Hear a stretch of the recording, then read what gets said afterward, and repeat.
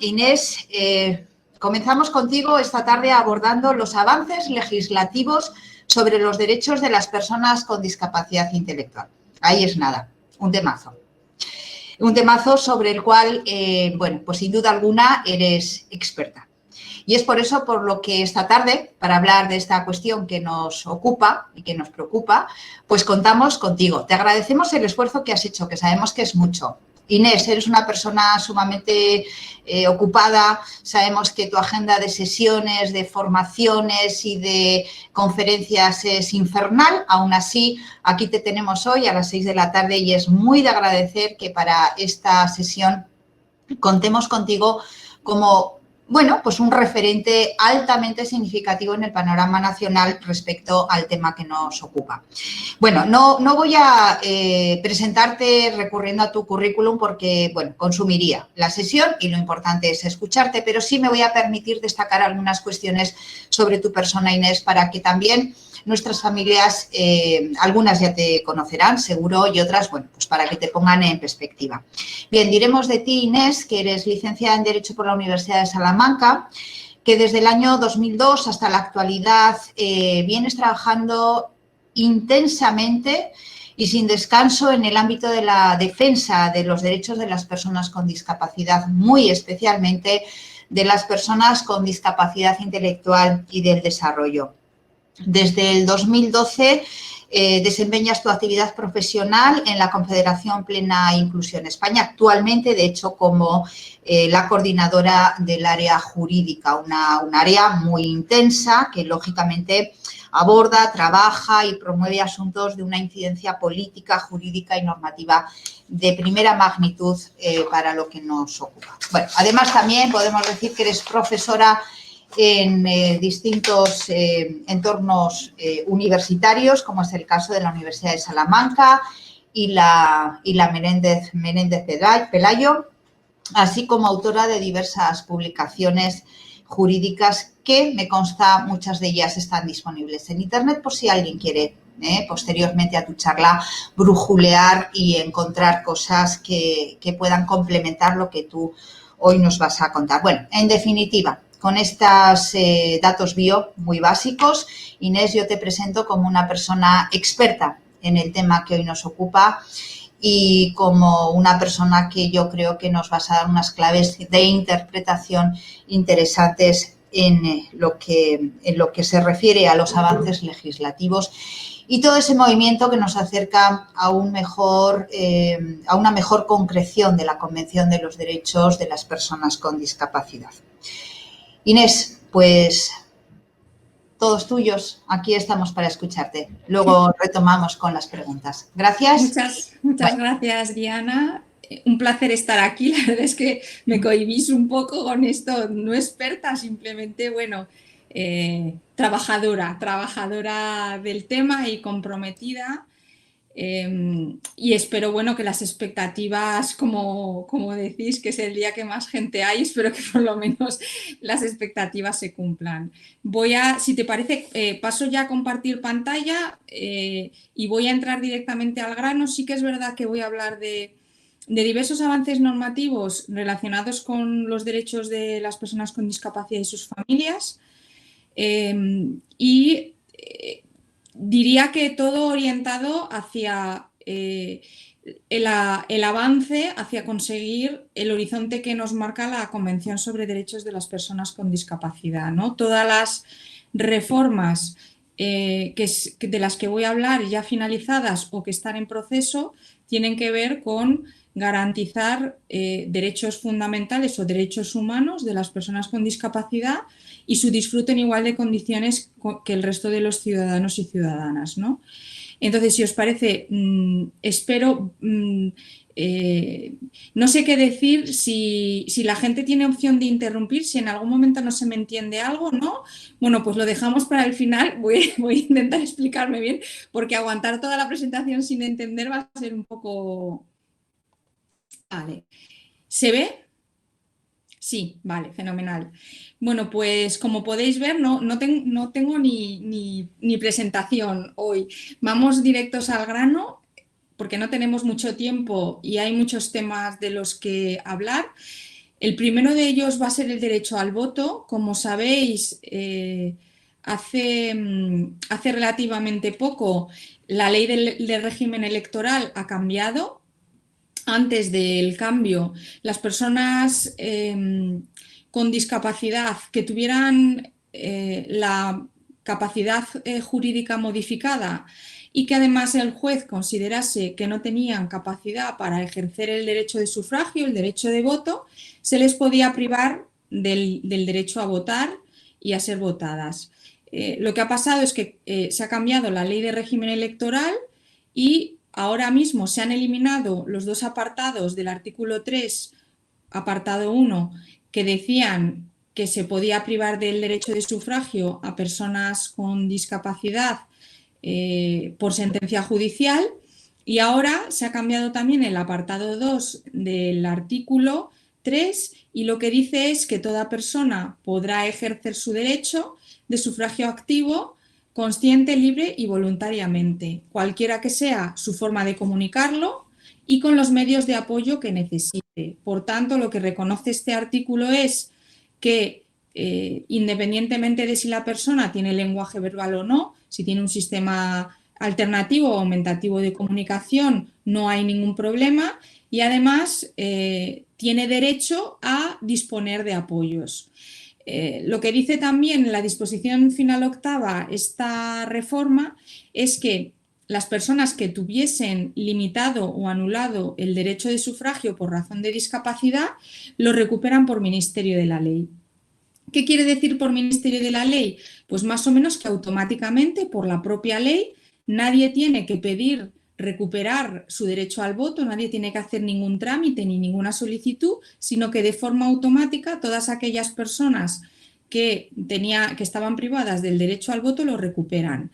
¿Esto qué significa? Bueno, pues que cuando ha habido elecciones, sobre todo las elecciones, después de que entrara en vigor esta ley, pues hubo que hacer todo un repaso del censo electoral, que sabéis que es donde están apuntadas todas las personas que pueden votar en España, y hubo que dar de alta, por así decir, volver a dar de alta a todas las personas a las que se les había privado por sentencia judicial. No solamente vamos a hablar de la reforma, sino que vamos a hacerlo de forma un poquito crítica, ¿no? Yo de todo lo que voy a hablar hoy voy a hacer una parte crítica, una parte de lo que hemos avanzado, una parte crítica, incluso problemas que no están todavía resueltos, ¿no? Porque la ley de régimen electoral, como veis aquí, supone que las personas recuperan el derecho al voto, pero tiene ciertos, no problemas, tiene ciertas margen de mejora, ¿no? Pendiente, por tanto, el ejercicio material del derecho. Como sabéis todos y todas, una cosa es ser titular de un derecho, es ser el titular del derecho al sufragio, y otra cosa diferente es poderlo ejercer, como dice ahí, de forma libre, consciente y voluntaria, ¿no? En relación al ejercicio material del derecho, ha habido algunos avances. Aquí os dejo el enlace a nuestra página web de Mi Voto Cuenta, donde hay muchísimos materiales, muchos más de los que voy a mencionar ahora, ¿no? Hay un manual, sí que hemos avanzado en generar esas condiciones para que las personas puedan votar, un manual de mesa accesible, los programas electorales, casi todos los partidos o los partidos principales ya los hacen en lectura fácil para que las personas puedan estar suficientemente informadas antes de decidir a quién votar. Hay colegios electorales que en las últimas elecciones ya se hizo una señalética, se hicieron cognitivamente accesibles, ¿no? Para que las personas se pudieran orientar por ellos, porque es que había veces que el principal problema de la persona era que cuando a ti te mandan la papeleta del censo electoral para decirte dónde tienes que votar, es que las personas ya no comprenden esa papeleta y por tanto no saben el colegio, la mesa, etcétera, ¿no? Entonces es importante que los colegios electorales, además esos días suelen estar muy llenos de gente y no es fácil orientarse, entonces es importante seguir incidiendo en que todos tengan una señalética o una señalización adecuada. También hemos sacado una guía de cómo hacer los programas electorales accesibles y múltiples materiales sobre cómo votar, ¿no? Las federaciones lo van trabajando con nosotros y dependiendo de qué tipo de elecciones haya, si son nacionales o son autonómicas, generalmente allí se van colgando los resultados. Pero, por ejemplo, de las últimas elecciones gallegas, pues hay materiales sobre cómo votar, cómo es el voto por correo. Bueno, pues lo van explicando todo en lectura fácil, ¿no? Y luego hay algunas otras cuestiones pendientes o dificultades que todavía no están muy bien resueltas, ¿no? Uno de ellos es la instrucción 7/2019 de la Junta Electoral Central. La Junta Electoral Central es el organismo que interpreta la ley de régimen electoral, ¿no? Entonces, con motivo de la reforma de la que os acabo de hablar, de la ley orgánica, la Junta Electoral Central emitió una instrucción para interpretar el artículo 3. La primera instrucción que sacó la Junta Electoral Central fue la número 5/2019 y la 5/2019 levantó tal clamor entre las organizaciones representativas de las personas con discapacidad que la eliminaron y sacaron la 7/2019. La 7/2019 mejora algo la anterior, pero nosotros, Plena Inclusión, sigue considerando que es discriminatoria, por lo menos indirectamente. No solamente lo considera Plena Inclusión, sino que el año pasado, bueno, el año pasado ya, es que el año pasado parece como que no existió, ¿no? En el año 2019 presentamos una queja al Defensor del Pueblo sobre que esta instrucción generaba una situación de discriminación indirecta y nos dieron la razón y recomendaron a la Junta Electoral Central que cambiara el contenido de la instrucción. Por lo que sabemos, la Junta Electoral respondió diciendo pues, que ellos consideraban que no, y como el Defensor del Pueblo no tiene facultad para obligarles a cambiarlo, pues así sigue, ¿no? ¿Qué es lo que consideramos que es discriminatorio? Bueno, pues que lo que dicen es que para garantizar, bueno, lo primero es que esta instrucción dice que el concepto de voto libre, consciente y voluntario es un concepto abstracto y un concepto difícil de determinar, pero también es verdad, y nosotros lo alegamos en el escrito del Defensor del Pueblo, que en ningún momento intentan concretar con criterios objetivos que supone libre, consciente y voluntario, ¿no? Que además se debe de aplicar a toda la población y obviamente no solamente a personas con discapacidad. Pero lo que sí que hace la Junta Electoral es decidir o decir que si algún miembro de alguna mesa o algún interventor apoderado adscrito a la mesa considera que el voto no es ejercido de esta forma libre, consciente y voluntaria, lo podrá hacer constar en el acta de la sesión sin impedir el voto.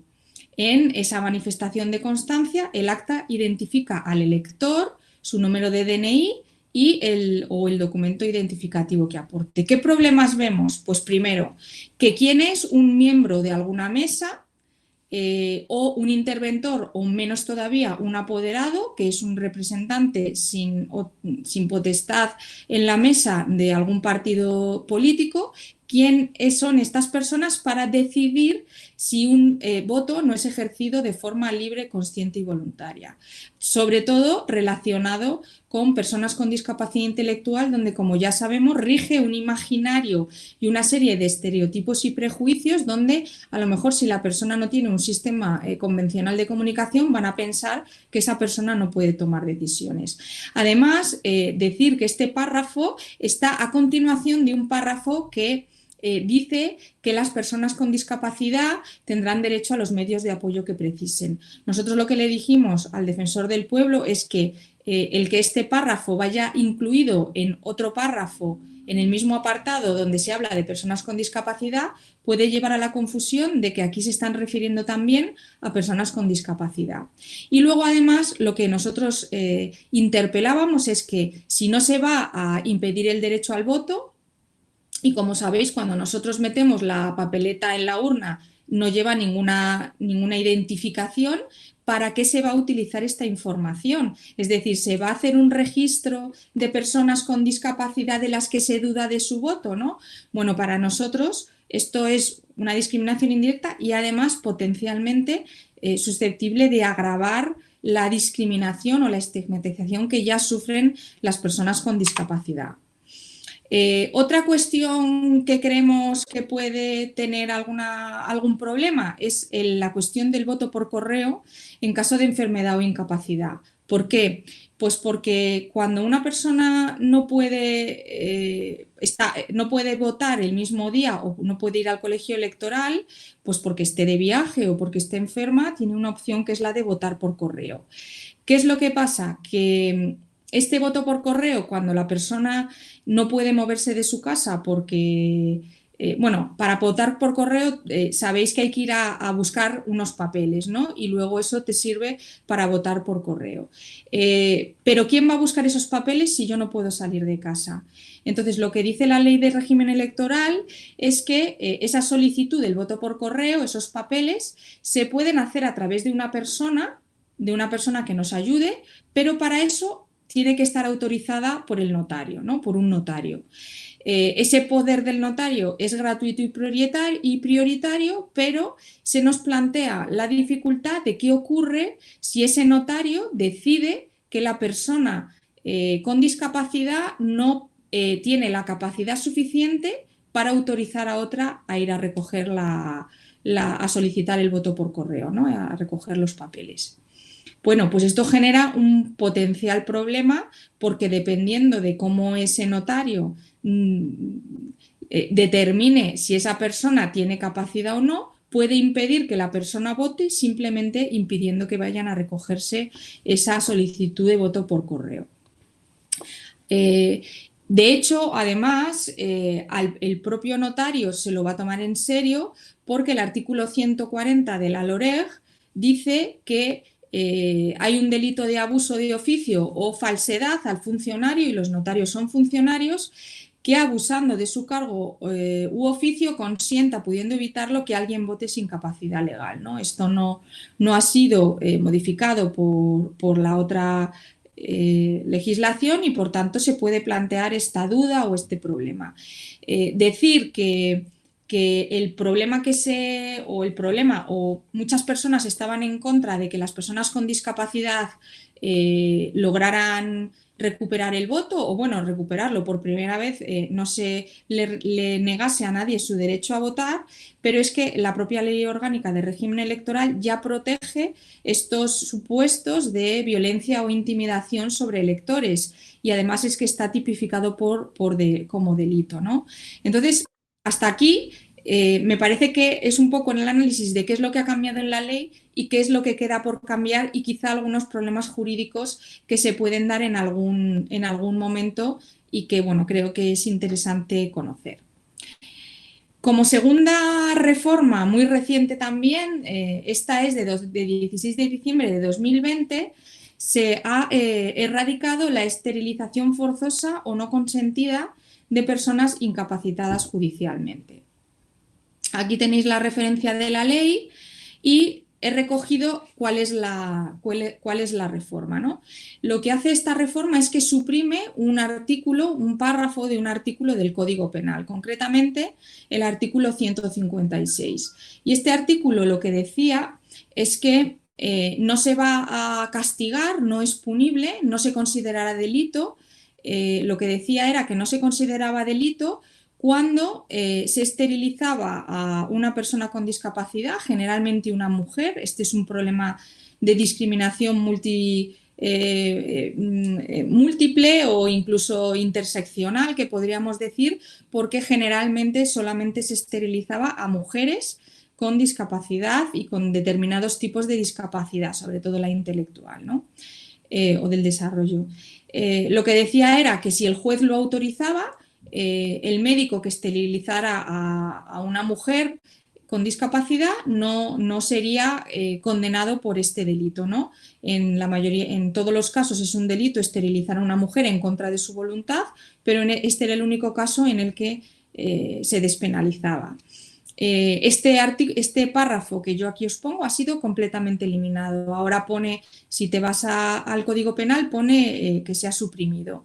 Y lo que establece además esta reforma es que todos los procedimientos que estuvieran en trámite iniciados o que hubieran sido tramitados y autorizados pero todavía no se hubieran ejecutado, quedan sin efecto y por tanto la persona recupera la plena libertad de decisión respecto si quiere someterse a este tratamiento médico o no. Además, de forma coherente con la eliminación de ese párrafo segundo del artículo 156, también se elimina otra disposición adicional del Código Penal que hablaba sobre la autorización judicial de la esterilización, ¿no? Y lo que explicaba ahí era pues eso, que la esterilización debía ser autorizada por un juez, en qué tipo de procedimientos, quién lo solicitaba, ¿no? El representante legal y además que tenían que ser oídos dos especialistas y el Ministerio Fiscal antes de que el juez tomase una decisión. Esto también ha quedado eliminado. Lo que dice la reforma es que todo esto anterior queda eliminado, pero que hay que hacer otra reforma a raíz de esta eliminación. Y lo que dice esta reforma es que para garantizar que las mujeres con discapacidad o los hombres que quieran realizar o someterse a una esterilización voluntaria, es decir, libre y consentida, tienen que tener toda la información necesaria para poder emitir un consentimiento libre y voluntario. Y lo que dicen es que hay que reformar, hay que adaptar la Ley de Autonomía del Paciente para que tenga las previsiones necesarias o para que prevea que hay que garantizar a las personas con discapacidad que tienen la información necesaria y en formatos accesibles para tomar decisiones libres e informadas en materia de derechos reproductivos. Y hasta aquí lo que sería la reforma también de la esterilización. Ahora voy a pasar a alguna otra reforma que todavía no ha entrado en vigor. Ahora mismo hay una reforma en trámite sobre la legislación civil y procesal para el apoyo a las personas con discapacidad en el ejercicio de su capacidad jurídica. Aquí me voy a detener un poco más. La reforma ahora mismo se encuentra en la comisión competente en el Congreso de los Diputados para informe, porque ha habido, pues creo que más de 500 enmiendas al texto de la reforma. La reforma es muy amplia y no solamente reforma el Código Civil, sino que reforma la Ley de Enjuiciamiento Civil, la de registros y notariados, reforma también la Ley de Jurisdicción Voluntaria, es decir, reforma mucha normativa. Aquí me voy a parar un poquito más a explicar cuáles son presumiblemente los cambios que nos va a traer esta reforma tan importante, que sabéis que es la que afecta a la modificación de la capacidad de obrar o a la que siempre se ha llamado, y de hecho el Código Civil sigue llamándola incapacitación. Bueno, voy a empezar por un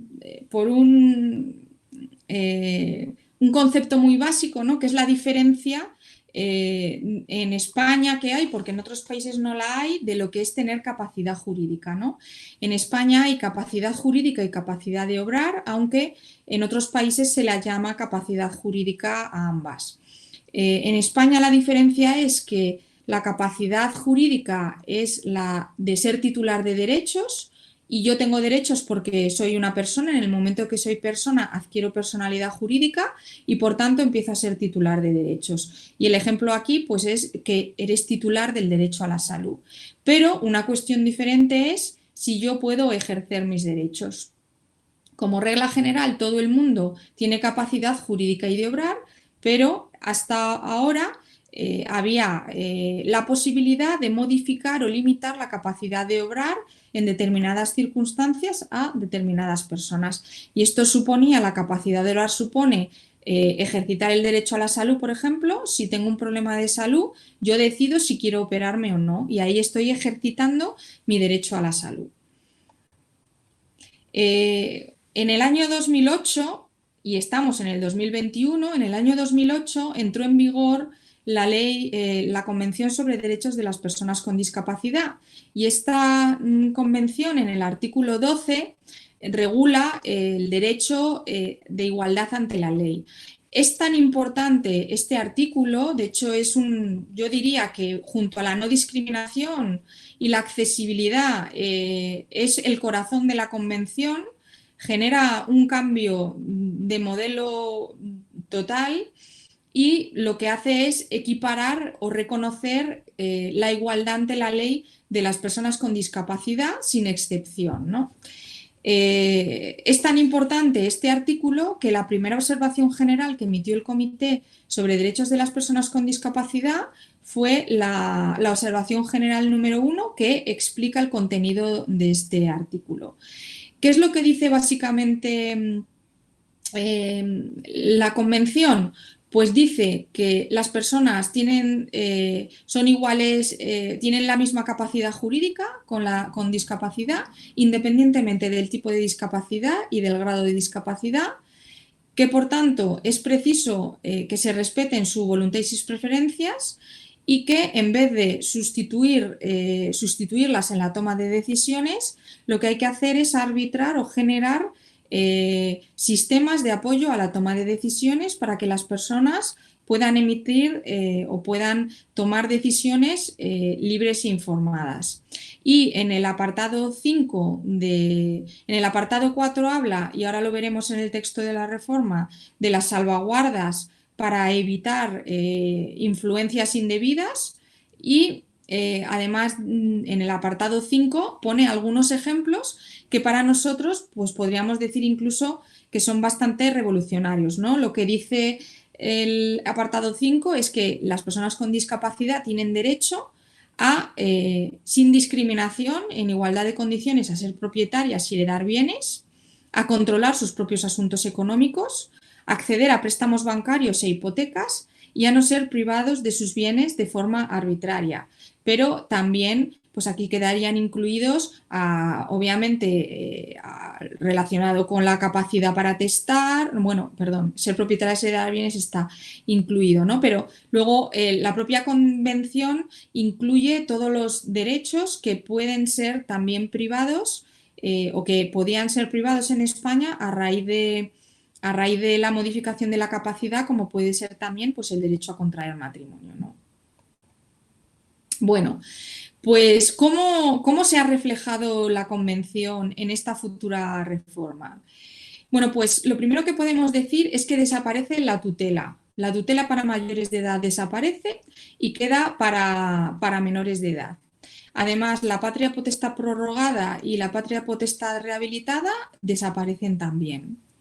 Además, lo que dice la reforma es que la sentencia no puede prohibir derechos y establece un sistema de medidas de apoyo para lograr o para garantizar que las personas con discapacidad pueden tener ese sistema de apoyos a la toma de decisiones que tienen trascendencia jurídica. Lo primero que dice la reforma es que lo primero serán siempre las medidas voluntarias, es decir, las medidas basadas en la autonomía de la voluntad de la persona. Es decir, si la persona quiere no ir a un procedimiento judicial, no ir a medidas impuestas por un juez, sino que quiere, por ejemplo, otorgar un poder notarial o hacer un contrato de representación, pues lo prioritario serían esas medidas de autonomía de la voluntad. Y en el caso de que esas medidas no existan y que sean necesarias, porque como veis ahí, siempre vamos a ceñirnos a los principios de necesidad y proporcionalidad, es decir, no se va a intervenir si no es necesario y cuando se intervenga se va a intervenir en lo mínimo posible, en el principio de intervención mínima que se llama también, y siempre se va a hacer en defecto o insuficiencia de la voluntad de la persona de la que se trate.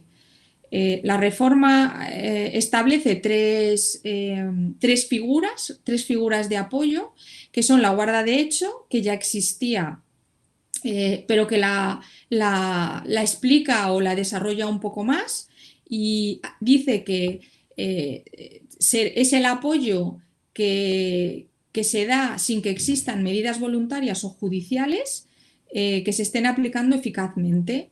Y existe la posibilidad de que el guardador de hecho es la persona que convive con otra persona que necesita apoyo a la toma de decisiones y que le apoya, le da el apoyo en la toma de decisiones en el día a día, pero sin que haya ningún papel por en medio. Lo que dice la reforma es que si esa persona que ejerce la guarda de hecho necesita realizar actos de representación que pues por ejemplo, imaginaros, para vender algo porque la persona necesite dinero y haya que realizar un acto de compraventa, pues para ese acto de compraventa en concreto se puede solicitar una autorización judicial. El juez la otorga y la persona guardadora de hecho realiza el acto y luego se sigue tan normal con ese apoyo, digamos, como un poco más informal.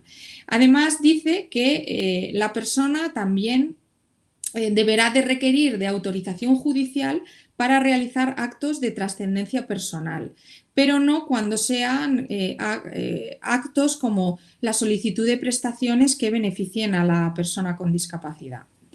La otra forma de apoyo más extensiva y que tiene que ver con lo que es también una reformulación o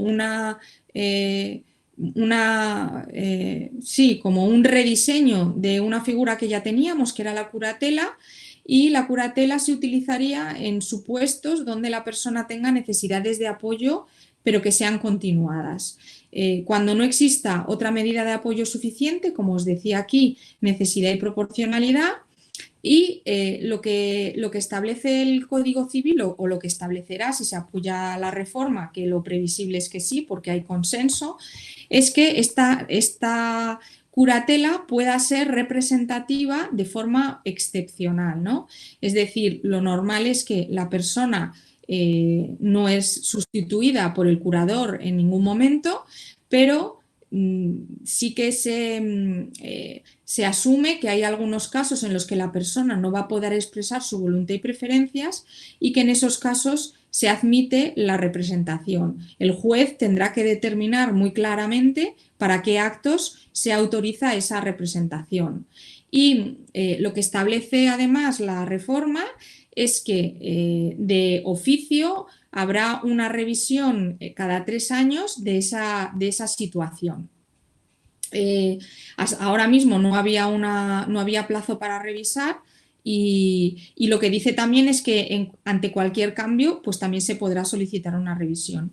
Y la tercera figura es el defensor judicial, que se utilizará para casos donde haya una necesidad de apoyo ocasional, aunque ésta sea recurrente. La verdad es que no define mucho más. Algunas cuestiones que son muy novedosas y muy importantes. ¿Cómo hay que hacer este apoyo al ejercicio de la capacidad jurídica? Pues lo que dice el Código Civil o lo que dirá es que estas medidas de apoyo son para lograr el desarrollo pleno de la persona y para que se desenvuelva jurídicamente en condiciones de igualdad. Pero con ciertas condiciones hay que hacer el apoyo. La persona que preste apoyo deberá de actuar atendiendo a la voluntad, deseos y preferencias de quien está siendo el destinatario del apoyo. Además, debe de procurar que la persona con discapacidad desarrolle su propio proceso de toma de decisiones informado. Por tanto, debe de proveerla de información, ayudarle a comprender la información y a razonarla. Por ejemplo, pues cuáles son las consecuencias y los riesgos de las decisiones que se están sopesando y facilitando además que la persona pueda expresar sus preferencias, ¿no? Porque sabemos que a veces las personas con discapacidad pues tienen aquiescencia o deseo de agradar y les cuesta más o les puede costar más expresar sus preferencias. Y asimismo fomentarán que la persona pueda ejercer su capacidad jurídica con menos apoyo en el futuro, ¿no? Esto tiene que ver con que la capacidad, no la de las personas con discapacidad, sino la de cualquiera de nosotros, es una capacidad dinámica y, por tanto, susceptible de desarrollarse, y que si yo voy tomando decisiones, pues a lo mejor la primera vez que tome una decisión concreta necesito apoyo, pero luego voy necesitando cada vez menos apoyos si voy aprendiendo a tomar decisiones. Todos desde pequeños aprendemos a ir tomando decisiones y cada vez vamos pudiendo tomar decisiones más complejas, ¿no? Lo que dice también la reforma, y esto está cogido textualmente de la Observación General 1 del Comité, es que en casos excepcionales, cuando, pese a haberse hecho un esfuerzo considerable, no sea posible determinar la voluntad, deseos y preferencias de la persona, las instituciones de apoyo podrán asumir esta función representativa. Estos son los casos en los que el juez podrá determinar que se requiere una tutela representativa. Pero, como veis aquí, lo que establece el Código Civil es que es necesario hacer un esfuerzo por averiguar esa voluntad y preferencias. Y aquí hay otro cambio muy sustancial en el código. Hasta ahora, generalmente, cuando un tutor tomaba una decisión en representación de la persona, lo hacía en función del criterio que se llamaba del interés superior de la persona. El interés superior de la persona es un criterio basado generalmente en criterios objetivos de salud y de seguridad. La Convención cambia esto y nuestra reforma del Código Civil lo asume, y es que a partir de ahora el criterio es el de la mejor interpretación posible de la voluntad y preferencias. Posiblemente no seamos capaces, o no seamos capaces de comprender cuáles son la voluntad y preferencias de la persona, o quizá no pueda elaborarse tanto o hilar tan fino esa voluntad y preferencias, no sea posible averiguarla, pero para tomar esa decisión de representación habrá que hacerlo teniendo en cuenta algunas cuestiones, ¿no? Habrá que hacerlo teniendo en cuenta la trayectoria vital de la persona, cuáles son sus creencias y cuáles son sus valores, así como los factores que ella hubiera tomado en cuenta o en consideración si hubiera podido tomar la decisión sin necesitar de la representación. Un ejemplo muy tonto de esto es la diferencia entre ambos criterios. Es que si yo, por ejemplo, Inés, tengo un problema gravísimo de colesterol, pues posiblemente de mi dieta se eliminaran todos los elementos que pudieran agravar mi problema de colesterol para evitarme un problema de salud grave, ¿no? Pero lo que ocurre es que a mí, Inés, y esto es verdad además, me encanta el jamón ibérico, y para mí es vital el comer jamón, porque es una de las cosas que más satisfacción me da en todo momento. Bueno, pues la mejor interpretación de la voluntad sería, sin poner gravemente en riesgo mi salud, a lo mejor introducir en algún momento en mi dieta o de forma ocasional el jamón, porque para mí es algo muy importante, ¿no? Además, otra cuestión que es bastante novedosa y que tiene que ver con las fundaciones tutelares, sobre todo, lo que establece la nueva reforma es que no podrán ejercer ninguna de las instituciones jurídicas de apoyo, es decir, no podrá ser curador, sobre todo aquellas personas jurídicas que además tengan una relación contractual con la persona, es decir, que presten servicios asistenciales, residenciales o de naturaleza análoga. ¿Qué es lo que pretende con esto la reforma? Pretende evitar conflictos de intereses. Uno no puede ser juez y parte, entonces lo que la reforma pretende es que si yo soy institución de apoyo, yo soy curador y tengo que defender los derechos de la persona y los intereses personales, si además tengo un interés empresarial, es decir, le presto un servicio de atención residencial, esos dos intereses van a chocar y de alguna manera van a dificultar esa toma de decisiones. Entonces, para evitar esos conflictos de intereses, se establece esta cláusula. Y además, en relación a las salvaguardas, lo que establece la reforma es que el juez podrá dictar salvaguardas a fin de asegurar que el ejercicio de esas medidas de apoyo atiendan a la voluntad, deseos y preferencias de la persona que las requiera, es decir, el juez puede intervenir si sospecha o se considera que no se está respetando la voluntad y preferencias de la persona y puede establecer medidas preventivas para garantizarlo, y además puede establecer medidas de control que eviten abusos, conflictos de intereses y la influencia indebida en la persona. Esta, además, establece la exigencia en cualquier momento al curador para que en el ámbito de sus funciones informe no solamente de la situación patrimonial, sino también de la situación personal de la persona que percibe el apoyo. Y hay otro artículo que es el 282, que también es pues novedoso porque establece cuáles son las obligaciones del curador, ¿no? Pues son pues como algunas que ya hemos dicho, pero otras que son menos evidentes, ¿no? Porque una de ellas, que puede parecer sorprendente, pero yo conozco casos donde hay personas que no conocen quién es su tutor, obliga a mantener contacto personal. También a asistir a la persona respetando la voluntad, derechos y preferencias, ayudándola a desarrollar su propio proceso de decisiones, lo que hemos hablado antes de las facultades representativas, y a desarrollar la capacidad de toma de decisiones. Y un poco yo creo que estos son los elementos esenciales de la reforma, ¿no? La reforma establece un periodo transitorio. Creo que esa será la pregunta que se me haría en el chat y me he olvidado de poner la diapositiva, y lo que se va a establecer es un periodo transitorio para revisar todas esas situaciones que existen ahora de tutela. Lo que dice la reforma es que en tanto en cuanto no se produzcan esas revisiones, las prórrogas en la patria potestad y las tutelas pasan de forma automática a ser curatelas representativas, a falta de que luego se revisen. Diana, no sé cómo voy de tiempo, pero por favor tú me vas indicando, porque yo me despisto, no sé cuánto tiempo me queda. Sí, Inés, bueno, tenemos nada, no me queda nada. Y como sabemos que hay cuarto, tenemos que cerrar la sesión, ¿no? Vale. Lo digo un poco, quiero decir, por el margen de tiempo que tú tengas, Vale, hasta cuando pues, tú tengas. Pero estima que tienes preguntas para unos 15, 20 minutos. Entonces, organízate tú el tiempo sabiendo que tenemos preguntas para unos 15 minutos.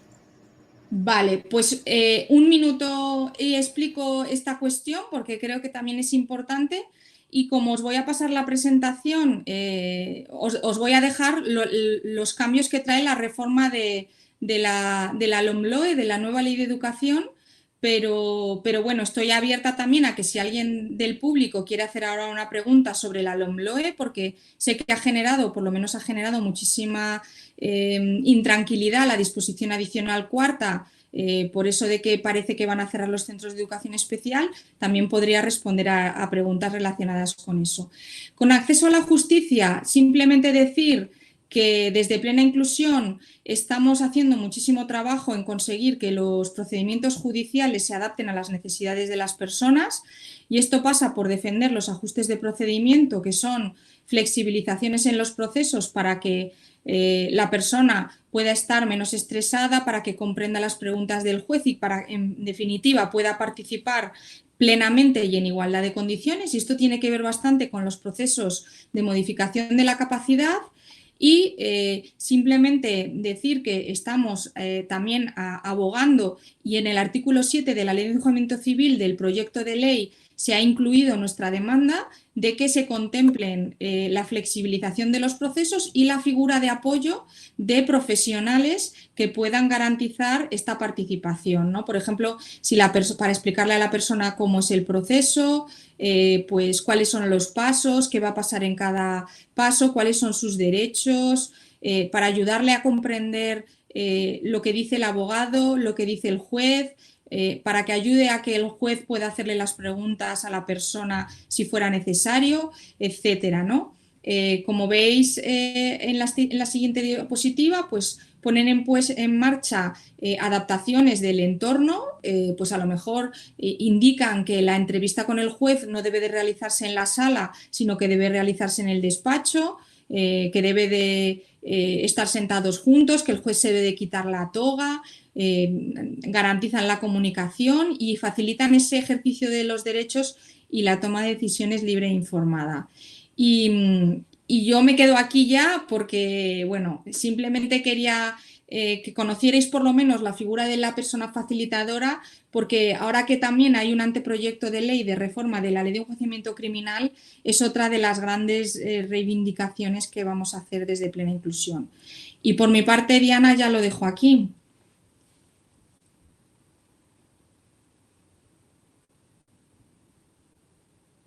O Laura. Hola, Inés. Gracias por tus explicaciones. Bueno, yo he cogido hasta apuntes, Inés.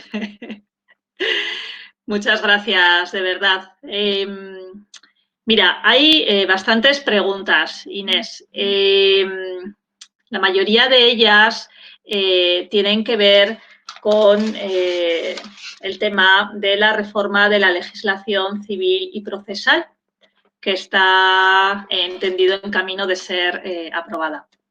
Entonces, esta cuestión pues, ha generado diferentes preguntas que paso directamente a ir trasladándote. Nieves nos dice, yo tengo la patria potestad, ¿quiere decir esto que tendré que volver a revisarlo todo?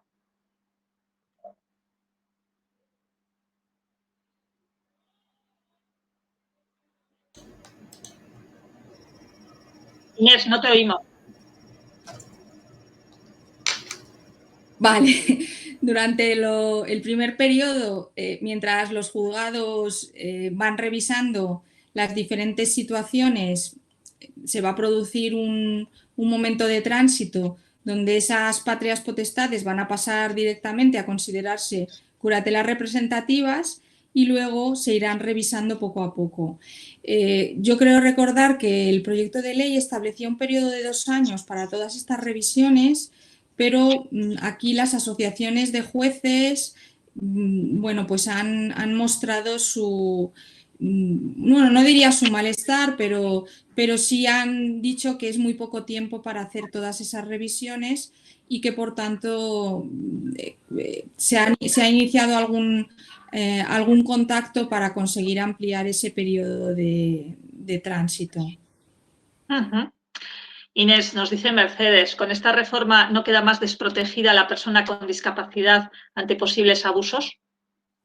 Pues ya lo he dicho, realmente la persona, bueno, mira, yo voy a hacer otra pregunta.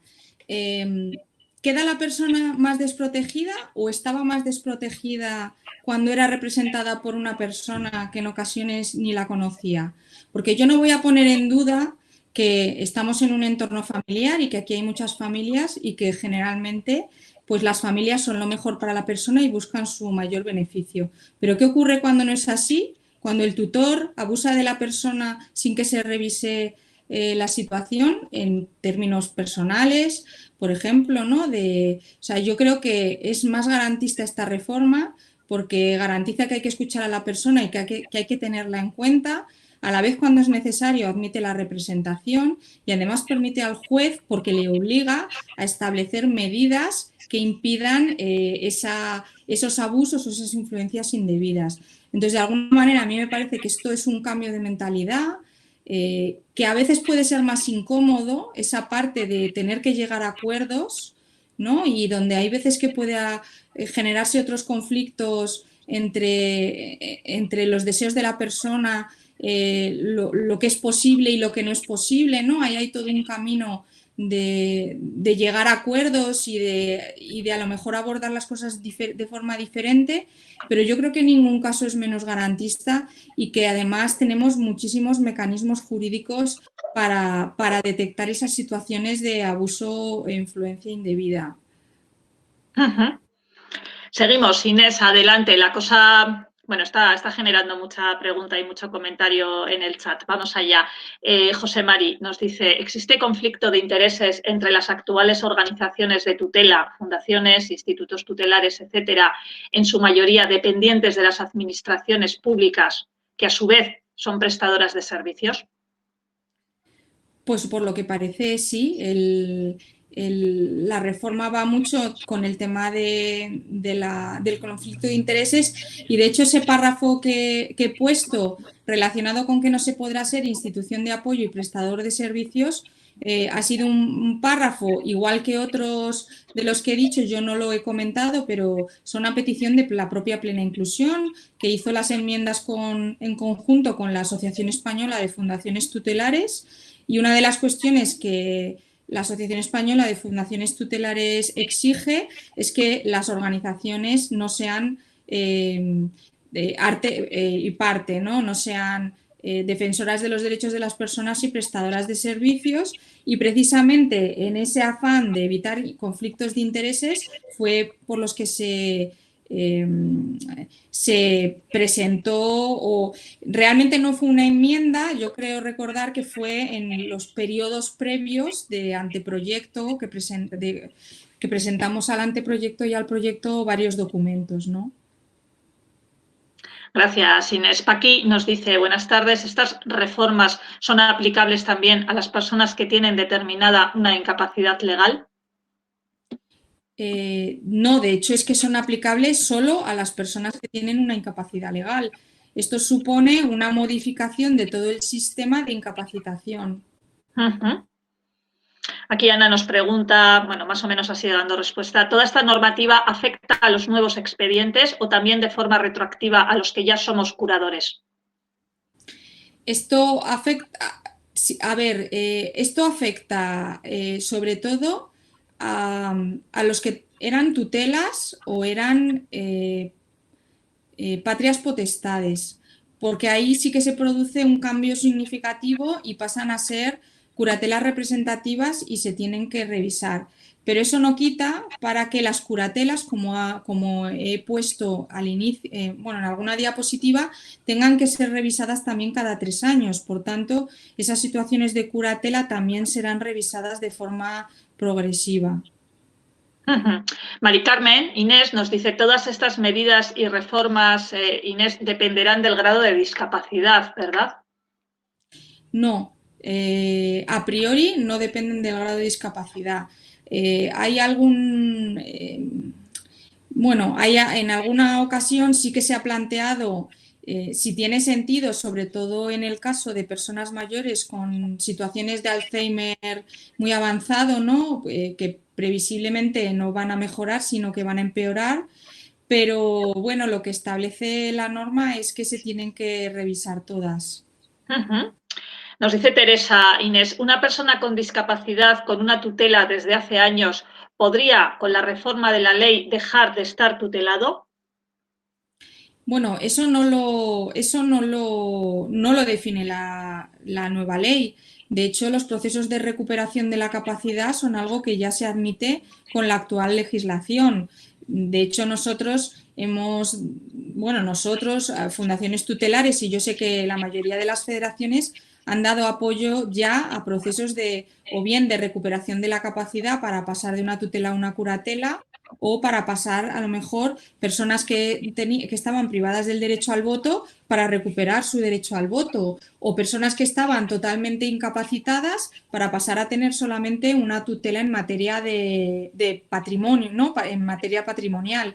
Entonces, eso va a ser igual. O sea, realmente ahora se van a revisar las situaciones y en esas revisiones se verá si las medidas que están que están determinadas previamente son las adecuadas, si hay que proteger más o establecer más apoyos, o si hay que establecer menos apoyos porque la persona necesita menos apoyos de los que tiene. En realidad es lo que yo decía del principio de proporcionalidad y necesidad. En base a esos criterios se van a revisar y se va a determinar si está de más, está de menos o está como debe de estar. Inés, te voy a cambiar un poquito de tercio, si te parece. Nos entra la siguiente pregunta. ¿Existe el defensor del pueblo, el defensor del menor? ¿Existe el defensor de las personas con discapacidad? El defensor del pueblo es el defensor de cualquier ciudadano. Yo creo que, de hecho, nosotros tenemos una interlocución bastante directa. El defensor del pueblo ha emitido un informe sobre personas con discapacidad en prisión, sobre temas de educación, sobre temas de voto, etcétera, ¿no? Entonces, yo creo que en ningún caso hay que suponer que el defensor del pueblo no defiende a las personas con discapacidad, y a mí me consta que en esta institución hay personas muy sensibles con la cuestión. Sí que es verdad que hay algunas comunidades autónomas que tienen otros órganos a nivel autonómico, y yo creo recordar que sí que puede que haya en alguno un defensor de la persona con discapacidad. Luego, también es verdad que tenemos el Consejo Nacional de Discapacidad, tiene un órgano que depende de él, que es precisamente sobre quejas y reclamaciones en materia de discriminación a personas con discapacidad. Es decir, yo creo que hay mecanismos suficientes, y también tendríamos que plantearnos si lo deseable es que un organismo como el Defensor del Pueblo defienda a las personas con discapacidad, o que haya algo específico en todos los lugares. Muchas veces se discute la cuestión de si es mejor tener siempre todo específico, o si que haya una transversalidad y cualquier órgano del Estado sea capaz de incorporar la discapacidad a cualquier actuación que hagan. Incluso yo creo que es bueno que el defensor del pueblo no solamente defienda cuestiones específicas de discapacidad, sino que cuando hable de discriminación, pues tenga un conocimiento de lo que es la discapacidad y de las situaciones que se afrontan, para poderlo incorporar de oficio, ¿no? No porque nosotros hagamos denuncias, sino porque ellos ya lo hagan por ese conocimiento, y ese conocimiento yo creo que viene de toda esa relación de interacción y de intercambio con las personas, con las familias, con las organizaciones, etcétera. De acuerdo, Inés. Mira, José Mari, que antes te preguntaba por lo del conflicto de intereses y tú has contestado que podría haberlo. Él dice, no, perdón por mi reiteración, pero él dice, en tal caso, en este nuevo escenario, pues, ¿por dónde deberían ir entonces las actuaciones?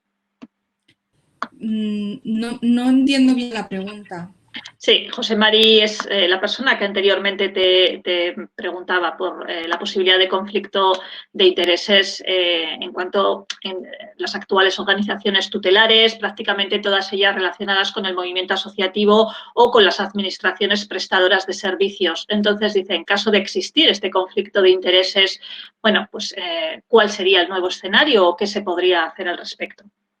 Bueno, el nuevo escenario es que la organización tendrá que decidir qué rol ejerce, si ejerce el rol de curador o si ejerce el rol de prestador de servicios. Por lo menos por lo que yo sé, a la Asociación Española de Fundaciones Tutelares, ninguna de las fundaciones tutelares que pertenece a la AFT tiene este doble rol. Y yo creo que las que lo tengan pues deberán de abordar un proceso de cambio. Bien, Inés, ojalá en este caso José María haya quedado su respuesta ya, su pregunta ya respondida. Mira, María dice, en estos procesos los jueces estarán asesorados por equipos técnicos. Esto exigiría incrementar los recursos actuales. Sí. Yo, por motivos de falta de tiempo, no he abordado todo lo que es la parte de reforma de la Ley de Enjuiciamiento Criminal o Criminal Civil. Como sabéis, la Ley de Enjuiciamiento Civil regula el procedimiento, el Código Civil regula la parte material y la Ley de Enjuiciamiento Civil regula la parte procesal de procedimiento. Lo que establece, y era una de las demandas que nosotros hicimos, es que ahora mismo cuando hay un procedimiento de modificación de la capacidad, hay 3 pruebas preceptivas, ¿no? Una de ellas es el examen del médico forense, otra es la audiencia a la familia y hay otra que es el examen del presunto incapaz. Nosotros como organización lo primero que dijimos es que la persona tiene que ser sujeto activo del proceso, y por tanto, puesto que es el principal o la principal interesada, no se le puede hacer objeto del proceso, sino que tiene que ser un participante. Por tanto, esa prueba que se llama examen del presunto incapaz tiene que modificarse tanto su terminología como su forma de hacerlo. Debe de ser entrevista con la persona, digamos, que puede necesitar apoyos, pero es el principal interesado y el sujeto activo del proceso. Y luego la otra prueba que nosotros consideramos que debería de variar es el examen del médico forense. Primero, porque estamos en un modelo de derechos humanos, en un modelo social, y un modelo médico rehabilitador, que es el anterior, era en el que la evaluación se hacía desde un punto de vista médico o desde un punto de vista del déficit. Entonces, lo que nosotros hemos demandado es que este examen no sea realizado desde el déficit, que sea un examen o una valoración integral de la persona y donde participe no solamente un equipo interdisciplinar, sino que también se tenga en cuenta toda la información que se puede aportar sobre la persona, sobre sus redes de apoyo. Es decir, para establecer apoyos adicionales tendremos que saber qué apoyos naturales cuenta ya la persona, ¿no? Y nosotros sabemos mejor que esto porque muchos de nosotros somos red natural de apoyos de alguna persona o trabajamos en ello. Entonces, respondiendo a la pregunta, pues posiblemente eso deba de variar y deba de variar porque se deban de incorporar, igual que hacen en los juzgados de menores,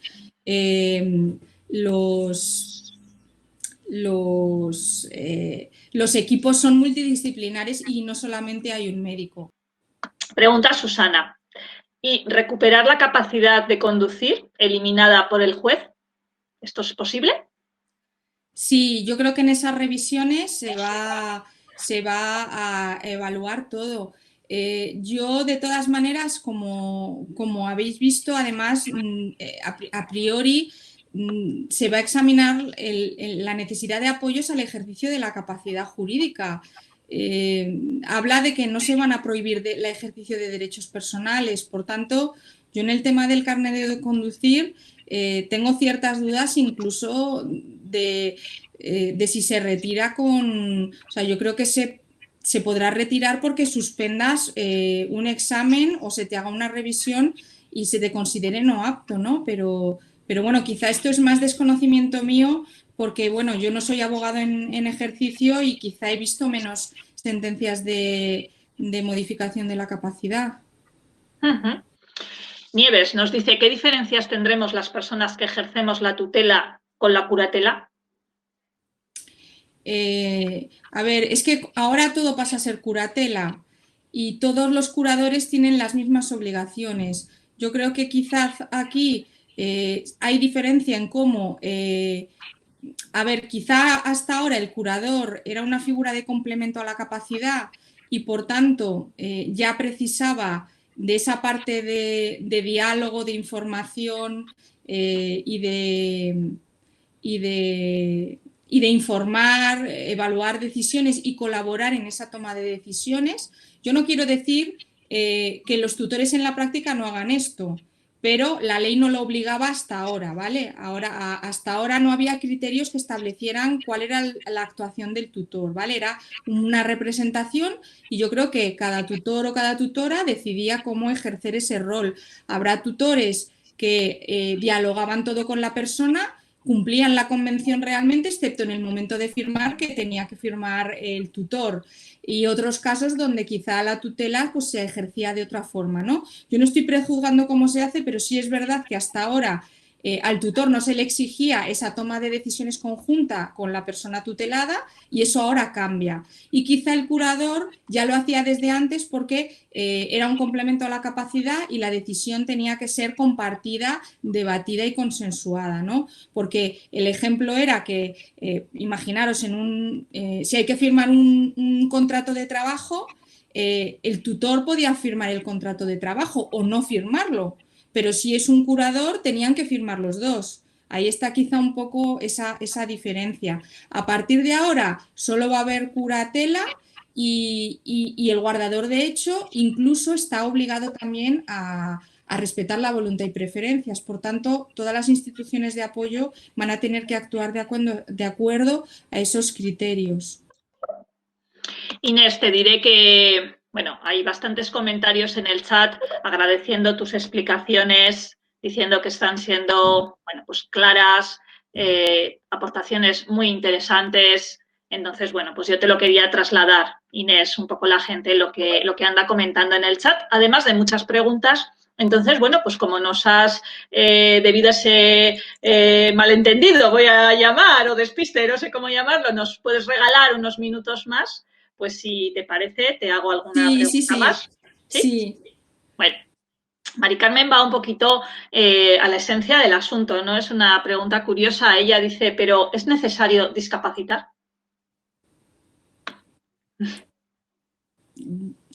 O sea, quiero decir, si os dais cuenta, lo que dice la reforma es que primero hay que ir a medidas voluntarias, incluso a temas de, pues si es necesario, pues yo diría un poder notarial, un contrato de representación.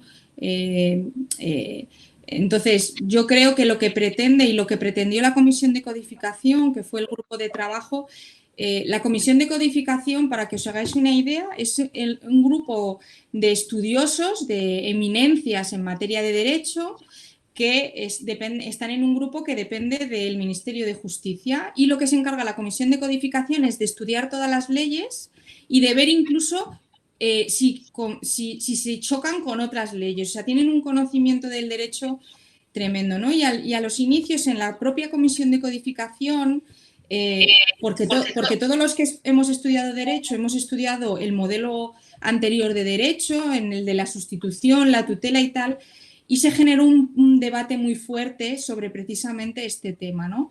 Y al final, pues, digamos, la rama más progresista convenció a toda la demás comisión, y ellos mismos dijeron que era mejor no tener que ir al juzgado y no tener que poner medidas. Incluso cuando al principio se habla de los jueces decían que ellos no iban a poder revisar tanto, uno de los argumentos que se les dijo, por lo menos yo lo comenté en una comparecencia en el Congreso, y es que esta reforma debería de llevar a que tengan menos trabajo y a que realmente solamente llegue al juzgado cuando es absolutamente necesaria, hacer a lo mejor una curatela representativa, pero que hay otra serie de mecanismos que nos pueden permitir funcionar sin ir al juzgado, o incluso fomentar esa guarda de hecho que no requiere ni siquiera ningún papel, y que en el caso de que haya que hacer un papel podamos ir al juez. Quizá la única duda sobre el tema de la guarda de hecho que se va a tener que desarrollar es: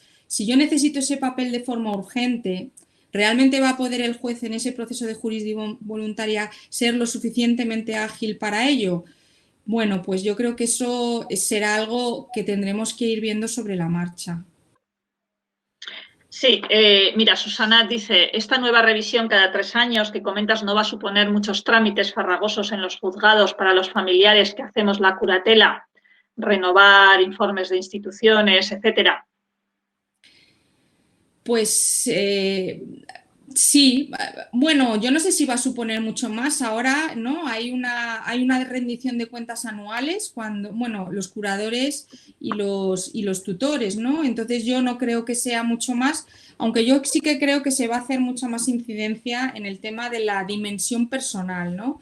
Hay muchas veces que se ha pensado que es muy importante saber cómo están las cuentas de la persona, pero a lo mejor es más importante que la persona diga si se ha podido ir de vacaciones, cómo está, si en ese momento si realmente está viendo ese entendimiento, ¿no? Y ese apoyo respetando voluntad y preferencias, etcétera.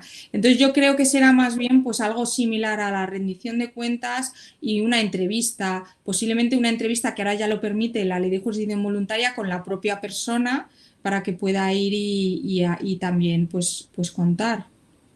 Respecto a esto, pregunta Inés precisamente, Nieves dice si va a haber cambios en cuanto a la obligación legal de descargo anual detallado ante el juzgado. Pues eso no puedo contestarlo, porque lo que pones habla de cada 3 años esa revisión, pero Yo no recuerdo que establezca lo de la rendición de cuentas anual, pero a lo mejor puedo ser yo que no me esté dando cuenta. Ujú. Preguntan por un caso concreto, una persona con parálisis cerebral, con una discapacidad del 99%. Entonces dice, bueno, sus padres, ¿qué sería conveniente que hagan cuando cumpla los 18 años, modificar su capacidad jurídica? Bueno, yo creo que que la familia debería de consultar con la nueva ley, debería de consultar a alguien para ver si ellos no quieren esa curatela representativa y puede haber formas de funcionar sin la curatela representativa o quiero decir que creo que aquí más que el tema legal, hay veces que son las dificultades que nos ponen el resto de operadores. Quiero decir, hay veces que el problema no es que la persona tenga... Ha llegado el niño, creo. El problema no es que la persona no tenga la situación legal arreglada o acordada, sino que cuando van al banco no les permiten hacer el trámite. Y no es una cuestión de que no se pueda legalmente, sino de que si el funcionario del banco te dice que eso no lo hace, no hay manera de hacerlo, porque no te vas a ir al juzgado a que venga el juez a que le diga al del banco que eso sí que se puede hacer, ¿no?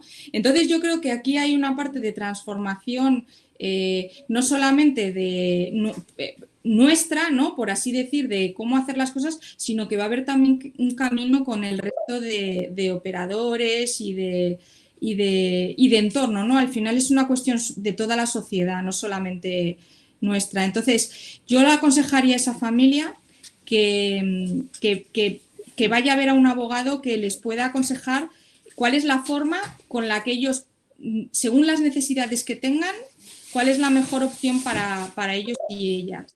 Y luego también sí que es verdad que además la reforma habla de casos en los que se prevea que va a haber esa necesidad de apoyo intenso y permite que previamente a los 18 se aborde la situación, ¿no?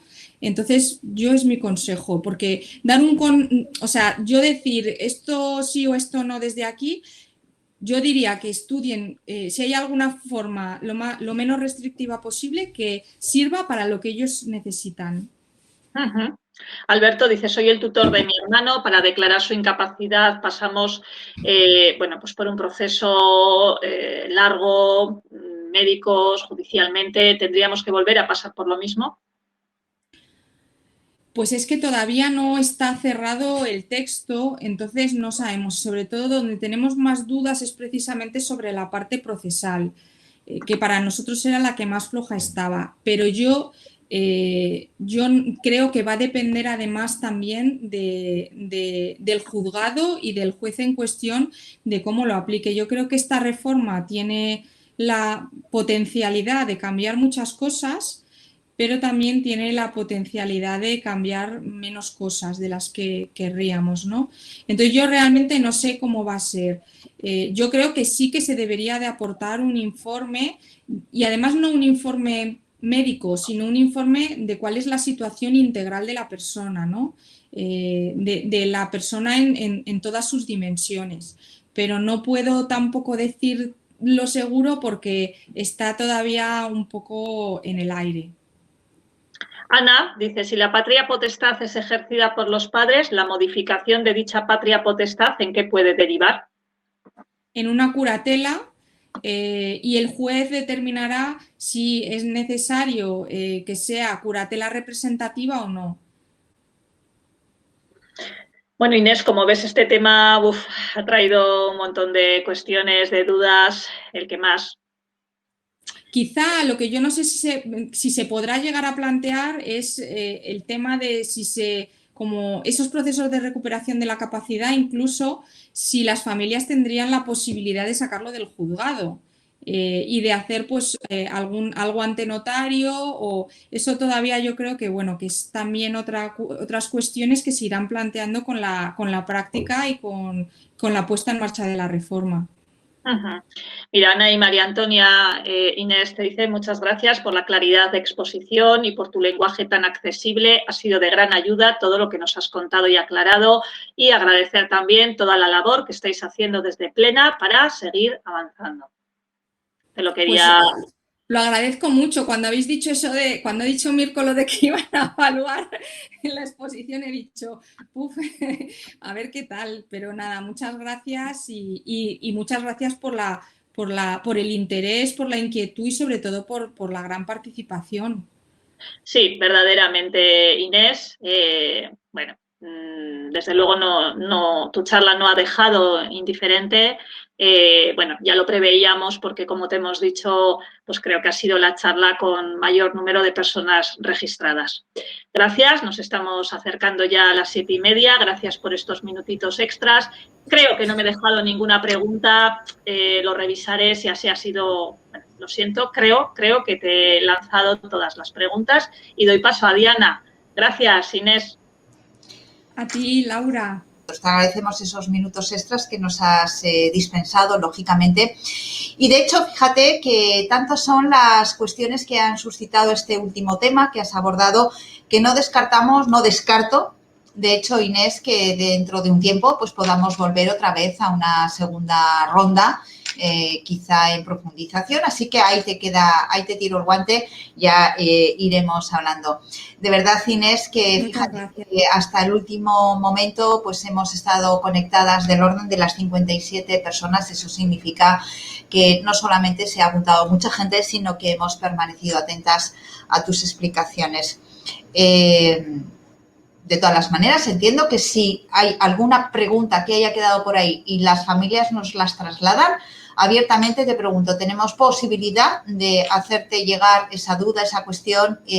Bueno, pues ya vía email, en un segundo momento, entiendo que sí. Sí, no hay ningún problema. Bueno, pues vosotras tenéis mi correo y vamos, que estamos a disposición dentro de, bueno, de que esto es un poco sobre la base del proyecto que ahora hay, que como os digo, tiene 500 enmiendas. Sí que creemos que sustanciales de la parte de discapacidad no van a ser, pero bueno, esperemos que lo que os he contado hoy sea lo que al final se apruebe. Bueno, pues ahí tenemos como primicia esos titulares y vamos a ir viendo el desarrollo de las mismas. Bueno, vamos a ir terminando, Inés, y para eso yo simplemente, primero quiero saludar a Ana Mota, quien, pues desgraciadamente la semana pasada no pudimos contar con ella, pero sí que quiero mandarla un saludo muy especial a Ana Mota porque sé que anda por ahí y me alegra saber que ya está incorporada a estas sesiones. Así que, Ana, un abrazo, feliz de verte por ahí. Y en segundo lugar, lo que quiero es anticipar la sesión que tendremos el próximo miércoles a las 6 de la tarde y que abordará el tema de la sexualidad y la discapacidad intelectual, y que en este caso contaremos para abordar este temazo también a Javi Bengoa Larrañaga, nuestro psicólogo y experto en este ámbito. Él es el responsable del proyecto de sexualidad de Goravide y, lógicamente, también entendemos que será un tema que suscitará gran interés, muchas preguntas y que nos dará pie también a un intenso coloquio. A todas las familias que estáis ahí todavía conectadas, pues desearos una semana estupenda y que, pues que tengamos ocasión de volvernos a ver el próximo miércoles, ya sabéis, unos minutos antes de las 6, pues aquí estaremos acompañándoos en el programa contigo. Un saludo y hasta el próximo miércoles. Hasta luego, muchas gracias.